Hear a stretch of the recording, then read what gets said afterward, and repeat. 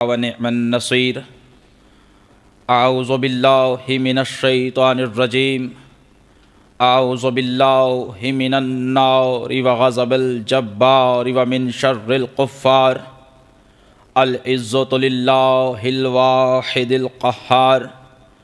الصلاة والسلام على سيد الأنبياء والمرسلين خاتم لما سبق والفاتح لمن غلق المعلن الحق بالحق أبي القاسم محمد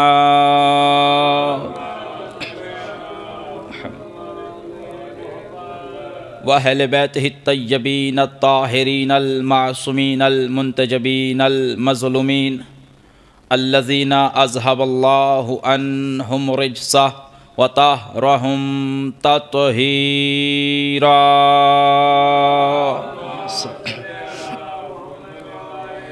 ولعنة الله على أعدائهم وغاصب حقوقهم ومنكر فضائلهم ومصائبهم وولايتهم مجمعين. اللهم لعن أولا ظالما ظلم حق محمد وآل محمد وغاصب حقهم وهو زنديق الأكبر وأحمق الأبتر الكافر المردود ثاني اثنين نمرود الفاسق الفاجر المشرك المردود الذي أنكر حق البتول. بسم الله الرحمن الرحيم. إنا أنزلناه في ليلة القدر وما أدراك ما ليلة القدر بآواز بلند صلوات.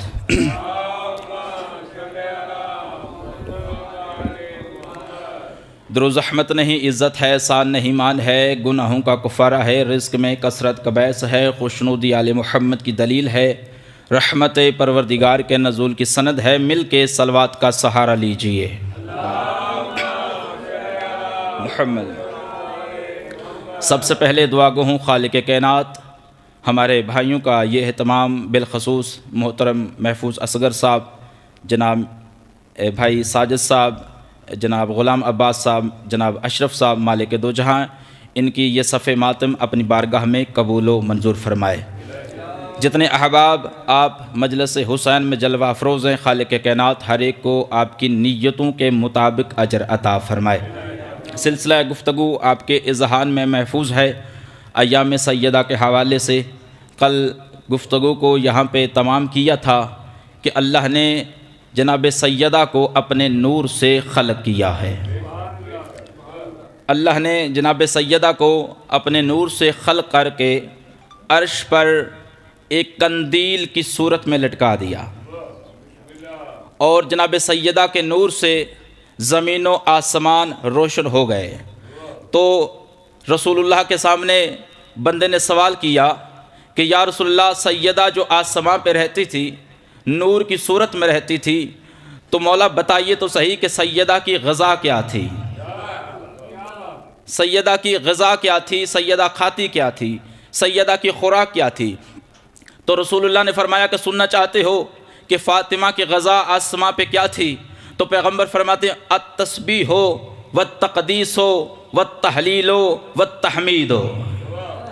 کیا سنا ہے آپ نے؟ کہا کہ تسبیح خدا سیدہ کی غذا تھی، تقدیس خدا سیدہ کی غذا تھی، تحلیل خدا سیدہ کی غذا تھی، تحمید خدا سیدہ کی غذا تھی. یہ چار لفظ ہیں، تسبیح، تقدیس، تحلیل، تمہید. ان چار لفظوں میں اللہ کی توحید چھپی ہے، سیدہ کی غذا چھپی ہے. آباد و شاد رہے، زندہ و سلامت رہے. جنہیں بات سمجھ آ گئی ہے، سیدہ کی غذا چھپی ہے اور اللہ کی توحید چھپی ہے. پہلا لفظ ہے تقدیس، تسبیح. سب سے پہلے ہمیں یہ معلوم ہونا چاہیے کہ تسبیح کا مطلب کیا ہے. اب تک ہم یہ سنتے آ رہے ہیں ساجد بھائی کہ جی تسبیح خدا، اللہ کا ذکر. لغوی معنی قبلہ صاحب کی موجودگی میں بیان کرنا چاہتا ہوں کہ تسبیح کا لغوی معنی کیا ہے. تسبیح کا لغوی معنی ہے کسی چیز کو اس کے اصل مقام پر برقرار رکھنا. کیا سنا ہے آپ نے؟ آباد و شاد نے. جنہیں بات سمجھ آ گئی، جن تک پیغام پہنچ گیا ہے. تسبیح کا مطلب ہے کہ کسی چیز کو اس کے اصل مقام پر برقرار رکھنا. اب سیدہ کی غذا کیا ہے؟ تسبیح. بولیں گے تو میں کچھ پڑھوں گا. تسبیح سیدہ کی غذا کیا ہے؟ تسبیح. اس کا مطلب ہے سیدہ کی غذا یہ ہے کہ سیدہ ہر ایک کو اس کے اصل مقام پر برقرار رکھتی ہے. آباد و شاد رہے، زندہ و سلامت رہے، زندہ و سلامت رہے. اب اگر یہ جملہ آپ تک پہنچ گیا ہے تو اگلی منزل پہ پہنچاتا ہوں. سیدہ کی غذا کیا ہے؟ تسبیح. اور تسبیح کا مطلب ہے کہ کسی کو اس کے اصل مقام پر برقرار رکھنا، کسی کو اس کے اصل مقام پر برقرار رکھنا، کسی کو اس کے اصل مقام پر برقرار رکھنا. تو اب پتہ چلا سیدہ جو ہے دربار میں حق لینے نہ گئی تھی، کچھ اور کرنے گئی تھی. آئے ہائے ہائے ہائے، کیا سنا ہے آپ نے؟ کچھ اور کرنے گئی تھی.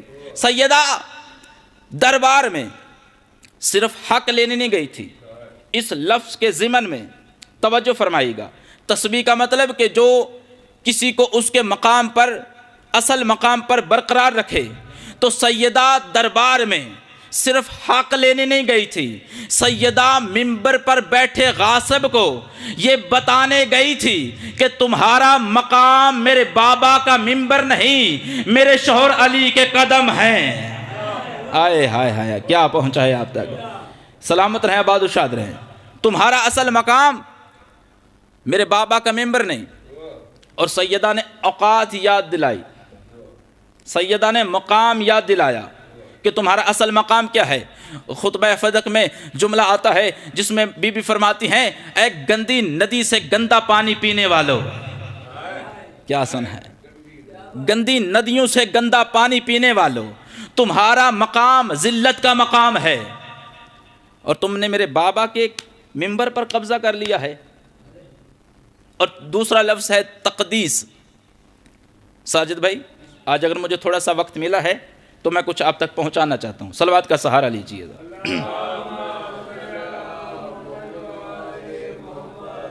تقدیس کے 4 معنی ہیں. تقدیس کے کتنے معنی ہیں؟ 4 معنی. تقدیس کا پہلا معنی ہے پاکیزگی کی طرف منسوب ہو جانا. بھی تھوڑا سا بولے، خطیب جو ہے اس کو مجمع پڑھاتا ہے، آپ نہیں بولیں گے تو میں بھی چپ کر جاؤں گا. ٹھیک ہے، آپ کی محبت سے میں پڑھ سکوں گا. تو تقدیس کا مطلب پہلا کیا ہے؟ پاکیزگی کی طرف منسوب ہو جانا. دوسرا ہے مطلب، تقدیس کا مطلب کسی کو مقدس بنا دینا. اللہ اکبر، اللہ اکبر. کسی کو مقدس بنا دینا. اب میں جملہ کہوں نہ جانے ضائع نہ ہو جائے، خدا کرے آپ تک پہنچ جائے. کسی کو مقدس بنا دینا. اب مجھے اس بات کا معلوم نہیں ہے کہ سیدہ نے توحید کو مقدس بنایا ہے یا توحید نے سیدہ کو مقدس بنایا ہے. ہائے ہائے ہائے، سلامت رہیں. بہت شکریہ قبلہ، سلامت رہیں. تیسرا معنی ہے، سلامت رہیں، بہت شکریہ. تیسرا معنی ہے پاک کرنے کی رسم کرنا. پاک کرنے کی. اب اس کی مثال میں سمجھانا چاہوں گا کہ رسول اللہ صلی اللہ علیہ وآلہ وسلم اس دنیا سے رخصت ہوئے، جسد مبارک کو غسل کی ضرورت تو نہیں تھی. توجہ فرمائیے گا، جملہ ذہن میں رہے کہ پاک کرنے کی رسم کرنا، پاک کرنے کی رسم کرنا. اب رسول اللہ کو غسل کی ضرورت تو نہیں ہے، ساجد بھائی غسل کی ضرورت تو نہیں ہے، مگر علی بادشاہ غسل دے رہے ہیں. کیوں دے رہے ہیں؟ تاکہ دنیا کو پتہ چل جائے، کیونکہ بعد میں کچھ نجس آئیں گے جو محمد کی برابری کریں گے، محمد کی برابری کریں گے. اس لیے رسول اللہ نے جناب علی کو یہ حکم دیا کہ یا علی مجھے غسل دینا، اور یاد رکھنا تمہارے سوا کوئی میرا جسد نوری نہ دیکھے، اس لیے جو دیکھے گا وہ اندھا ہو جائے گا. لہٰذا غسل دیا گیا. وجہ کیا تھی غسل دینے کی؟ اس لیے کہ رسول اللہ کو پتا تھا یہ وہ ظالم ہیں جو بتوں کے پجاری تھے. نہیں بولے آپ. یہ وہ ظالم ہیں جو بتوں کے پجاری تھے. انہوں نے اسلام قبول کیا ہے دولت کے لالچ میں. اب یہ کیا کریں گے؟ اگر میرے جسد نوری کو غسل نہ ملا تو نجس ملا کہے گا کہ محمد کے جسد نوری کو بھی غسل نہیں ملا، لہٰذا میں بھی پاک ہوں، مجھے بھی غسل کی ضرورت نہیں ہے. کیا پہنچایا آپ تک؟ آباد و شاد رہے، زندہ و سلامت رہے، زندہ و سلامت رہیں۔ اس لیے رسول اللہ نے اپنے جسد نوری کو غسل کرنے کی وصیت کر کے دنیا کو بتا دیا کہ جو نجس ملا اس بات کے ڈر میں ہے، اس بات کی تلاش میں ہے، اس بات کے پوری متلاشی میں ہے کہ میرا مقابلہ کرنا چاہتا ہے، وہ یاد رکھے کہ قیامت تک جس طرح مجھے غسل کی ضرورت تو نہیں تھی، مگر اس لیے غسل دیا گیا کہ قیامت تک یہ لوگوں کے لیے سنت بن جائے، اور اس کو کہتے ہیں کسی رسم کو ادا کرنا۔ طویل ہو جائے گا۔ کیا ہوا؟ تیسرا معنی اب تک پہنچ گیا کہ پاکیزہ کرنے کی رسم ادا کرنا۔ اب چوتھا معنی پہنچیے۔ چوتھا معنی ہے کہ اعلان ولایت کی پہلی رسم کا اجرا کرنا۔ اللہ اکبر، خدا کرے میں پہنچا سکوں۔ اس میں ایک لفظ ہے اجرا کرنا، اس لفظ کو سمجھیے گا۔ اجرا کا مطلب ہوتا ہے نشر و اشاعت کرنا، لاگو کرنا، یا دوسرے لفظوں میں یہ کہوں کہ اگر کوئی حکم معطل کر دیا جائے اسے دوبارہ لاگو کرنا۔ یہ ایسے ہے کہ اگر کوئی بادشاہ آیا ہو، بابا جی تھوڑی سی گفتگو مشکل تو ہوگی لیکن خدا کے لیے سمجھنے کی کوشش کیجیے گا۔ میں ایک بہت بڑا ولایت کا پیغام پہنچانا چاہتا ہوں اس جملے کے تحت، کہ ایک حاکم آیا ہو، اس نے زکوٰۃ خمس معطل کر دیا ہو کہ یہ نہیں لینا، لیکن ایک اس کے بعد بادشاہ آیا ہو، اس نے اس حکم کو پھر جاری کیا ہو کہ خمس لینا ہے، زکوٰۃ لینی ہے، تو یہ ہوا کہ جو پہلے معطل تھا اس کو دوبارہ سے نافذ کر دیا، اس کو کرنے کا دوبارہ سے حکم دے دیا۔ اس کو کہتے ہیں اجرا کرنا۔ اور اعلان ولایت کی جو پہلی رسم ہے اس کا اجرا سیدہ نے کیا ہے۔ پہلی رسم ہوئی تھی وہاں پر، کیا پہنچے ہیں آپ؟ پہلی رسم کہاں پہ ہوئی تھی؟ وہاں پر، جب اللہ نے ساری روحوں کو اکٹھا کیا، اور اکٹھا کرنے کے بعد پوچھا کہ میں کون ہوں؟ سب نے کہا تو ہمارا رب ہے۔ یہ کون ہے؟ یہ محمد رسول اللہ ہے۔ توجہ فرمائیے گا۔ یہ کون ہے؟ یہ علی بادشاہ ہے، یہ ہمارا امام ہے۔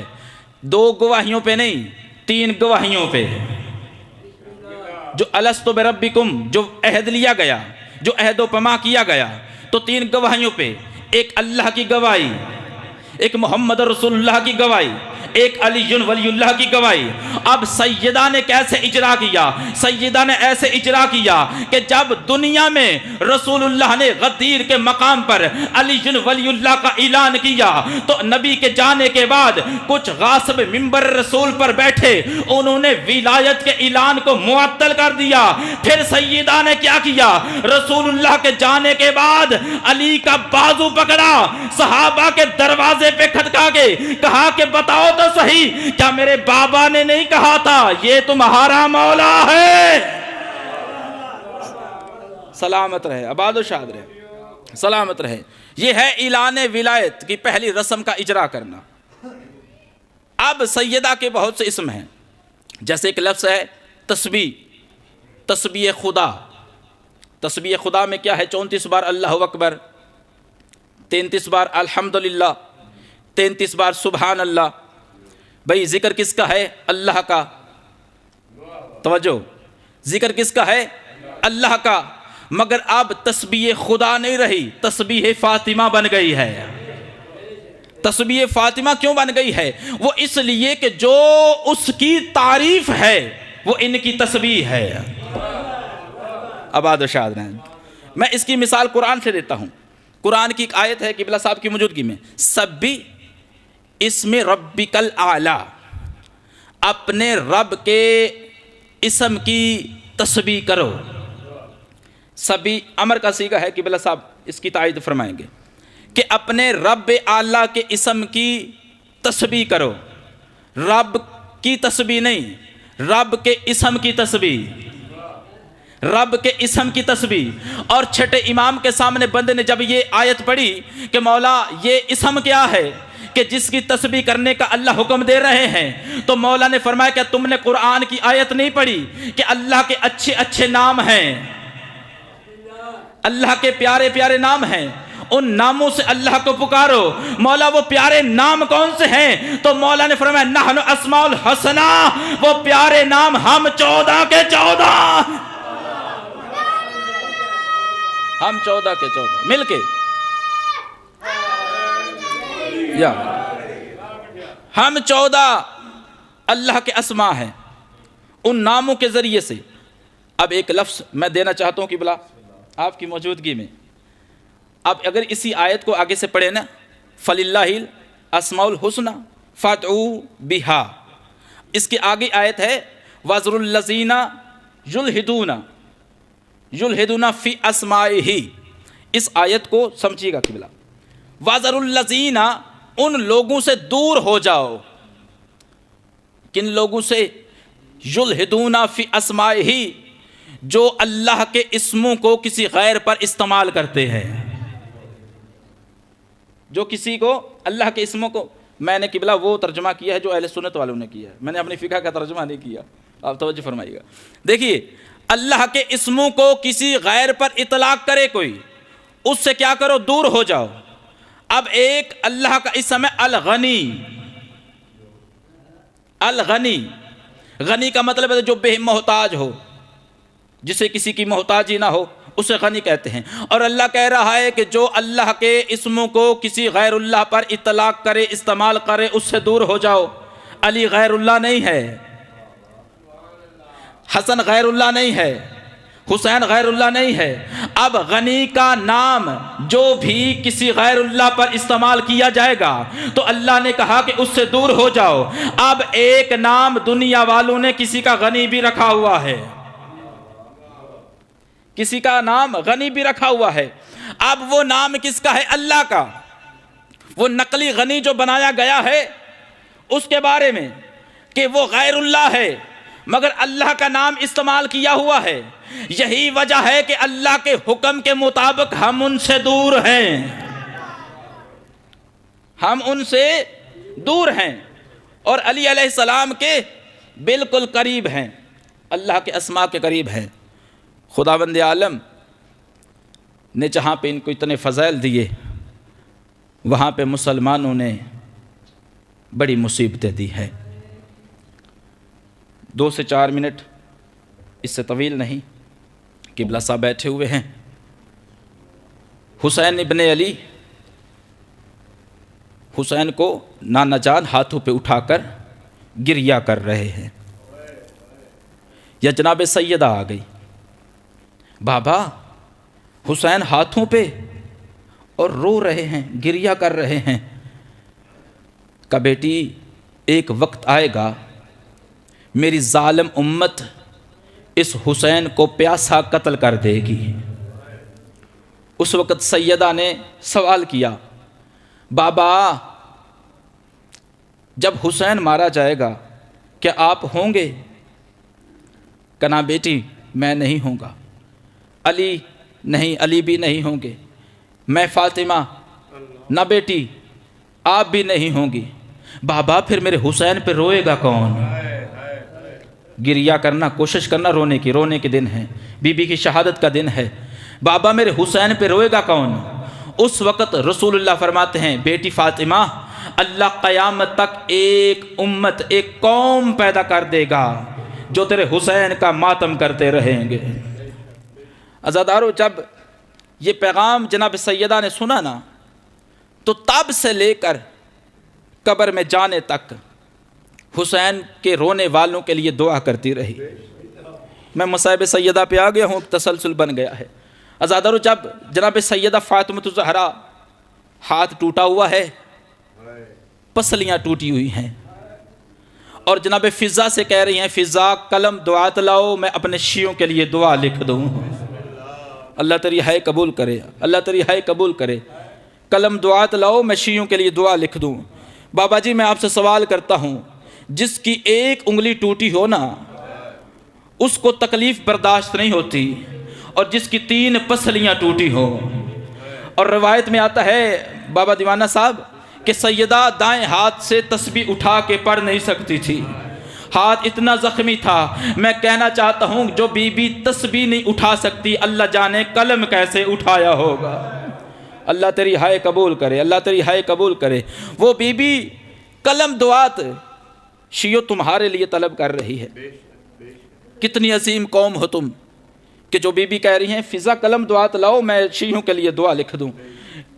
بابا دیوانہ جی اس قوم دے صدقے اللہ کا عنایت مرکیا، بے شک دیوانہ جی جب یہ دعا پڑھتے ہیں نا تو کم از کم 20 مرتبہ اس دعا میں سانس لینا پڑتا ہے۔ اور عزادارو جس کی ایک پسلی ٹوٹی ہو نا وہ سانس لینا بڑا مشکل ہوتا ہے، تو 20 مرتبہ اس دعا میں سانس لیا جاتا ہے۔ میں کہتا ہوں کم از کم بی بی نے 20 مرتبہ تو سانس لیا ہوگا۔ اور روایت میں آتا ہے بی بی جب یہ دعا لکھ رہی تھی نا ایک ایک سانس پہ خون کا فوارہ بہر نکلتا تھا، خون کا فوارہ بہر نکلتا تھا۔ مگر حسین کی ماں تمہیں نہیں بھولی، اس کے ماتم میں رویا کرو، اس کا مصائب دنیا کو بتاؤ کتنی مظلوم تھی زہرا۔ عزادارو جناب سیدہ کی پسلیاں ٹوٹی ہوئی، اور یہ نہیں ہے کہ دیوانہ جی مصائب کا میں بڑا آرام سے پڑھ رہا ہوں کہ بی بی کی پسلی ٹوٹی اور بہر نکل گئی، نہ بی بی کی بابا جی بی بی کی پسلیاں 3 ٹوٹی ہوئی ہیں اور نوک بن گئی ہے، اور نوک جو ہے وہ پھیپھڑوں میں داخل ہو گئی ہے، اور بی بی رو کے کہتی ہے بابا یہ پسلیوں کا درد زہرا کو مار دے گا، یہ پسلیوں کا درد زہرا کو مار دے گا۔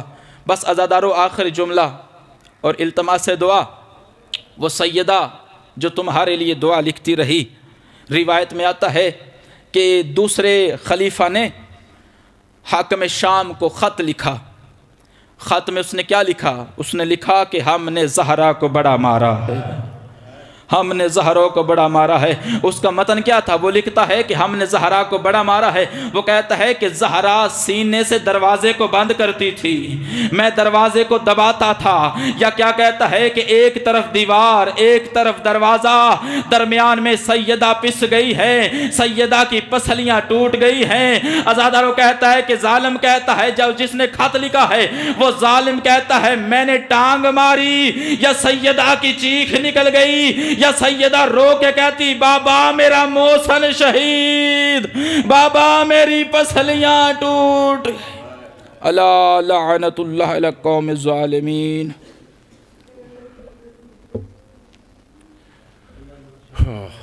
دعا ہے بی بی پاک دا صدقہ، مخدومہ کونین دا صدقہ، تسی جتنے ذکر پاک چاہے ہو، مخدومہ